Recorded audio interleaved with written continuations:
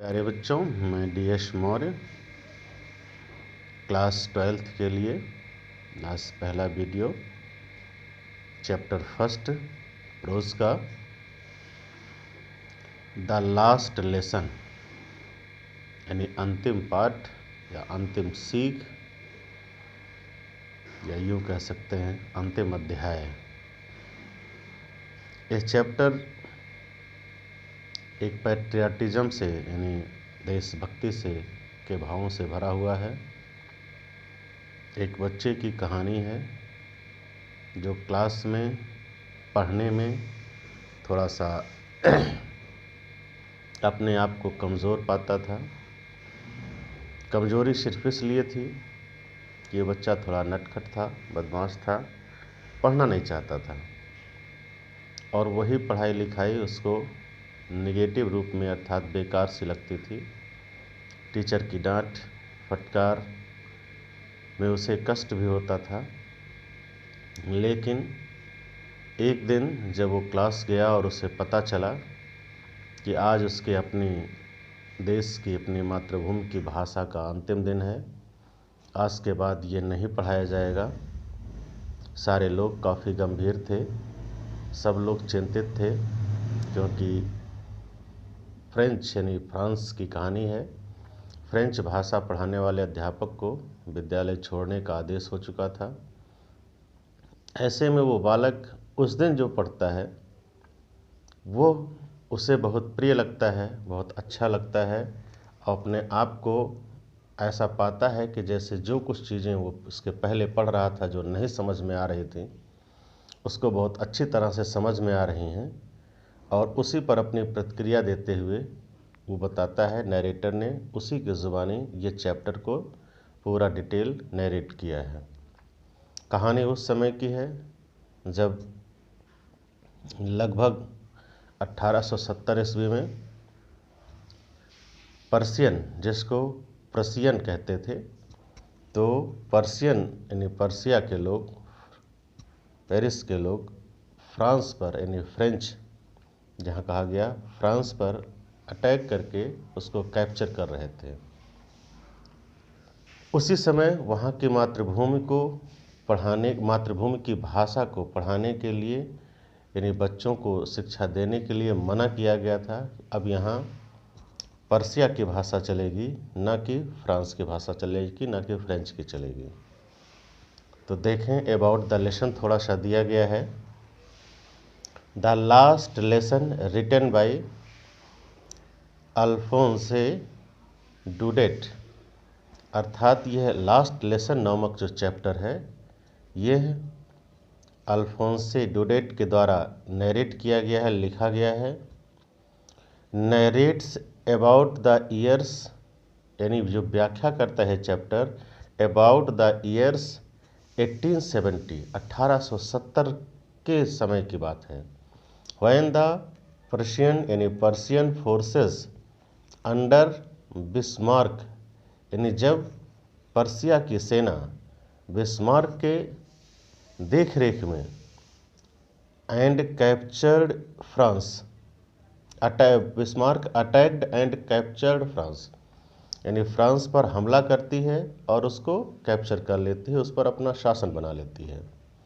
The new Persian rulers discontinued, जो नए Persian शासक थे उन्होंने रोक लगा दी। डिसकंटिन्यूड मीन्स कंटिन्यू नहीं रखा, जारी नहीं रखा, प्रतिबंधित कर दिया।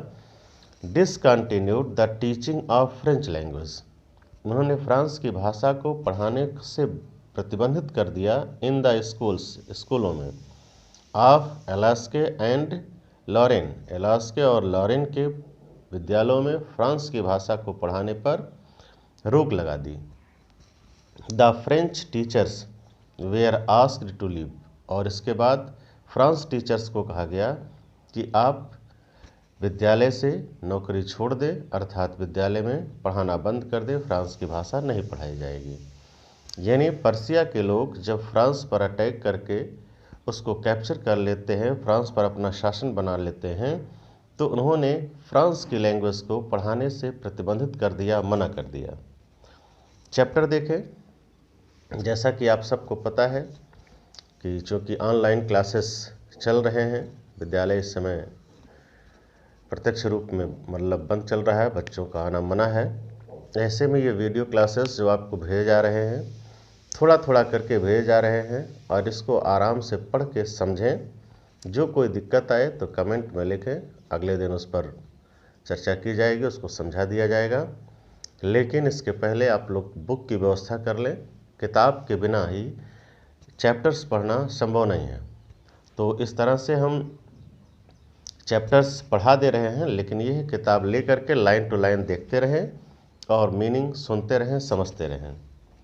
देखिए, उस बच्चे की कहानी है कि अंतिम दिन जब वो स्कूल के लिए चलता है तो कैसे कैसे स्कूल पहुंचता है, क्या होता है, देखते हैं क्या उसके मन में है। I started for school very late. कहता है, उस दिन मैंने विद्यालय के लिए काफ़ी देर से शुरू किया चलना, अर्थात विद्यालय काफ़ी देर से चला। That morning and was in great dread of A scolding. अर्थात उस सुबह मैं विद्यालय देर से चला और एक भय में था, डर में था कि शायद स्कूल में लेट पहुंचने के बाद मुझे डांटा जाएगा।